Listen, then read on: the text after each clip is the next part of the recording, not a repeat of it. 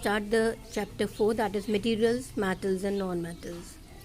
You might have studied about metals and non-metals in class 6th and 7th. We will study about their physical properties, chemical properties and other properties related to them by doing certain activities and all. In table 4.1 it is given, a table is given of some materials and you have to find out their appearance, how they appear, whether they are shiny or dull, whether they are soft or hard. Like if we take iron, coal, sulfur and aluminum and copper. So out of these, iron and aluminum and copper, they have a shiny appearance. Okay, there is a coal and and sulfur, they don't have any shiny appearance, they are dull. Okay, if we talk about their hardness or softness, the coal and sulfur are soft, we can say comparatively, rather than iron, aluminum and copper. Okay, so out of these tables we can say the iron, aluminum and copper are the metals. So how they can distinguish which is the metal and which is the non-metal?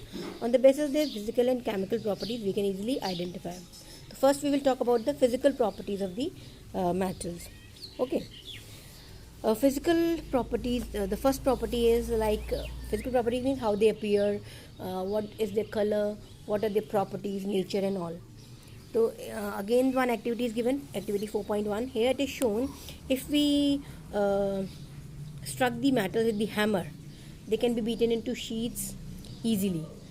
Whereas if we hit a hammer on the non-metal like coal and sulfur, what will happen? Coal will break into pieces or into a powder. Whereas the iron, aluminum and copper, they will be changed into sheets. Okay, so you can take a piece of all these materials, whatever you have at your home: iron nail, a coal piece, aluminum wire and pencil lead. Out of these four, the two will not be broken into sheets, whereas the other two will be broken into pieces. So can you name these two? Yes, the iron nail and aluminum wire can be spread into sheet by hammering, but the coal piece and pencil lead, it will break into pieces. But be careful while doing this activity, your hammer should not hurt your hand. Okay, so we can easily see by doing this activity at the home that the shape of iron nail and the aluminum wire changes on beating with the hammer. If we beat them much harder, then they can be changed into sheets. And you can see one more example, that is silver foil. We use it for wrapping the food items. We use it for covering the sweets. Okay, so aluminum is also a metal which have this property that is known as malleability. Malleability means the property of metals by which they can be beaten into thin sheets. Okay, and this is the characteristic properties of metals, and the non-metals will not show this property. So out of this table, iron nail, aluminum wire, copper, they all are malleable, but the coal piece and the pencil lead, they are non-malleable. They cannot be drawn into sheets. If we break them with a hammer, they will break into pieces or in a powdered form. Okay.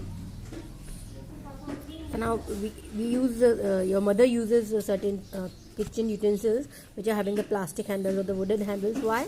Because these the wooden handles and the plastic handles, they do not get heated. Okay, and because of that we do not get any injury or any heat or being hurt. So the wood and plastic, they are also the non-metals.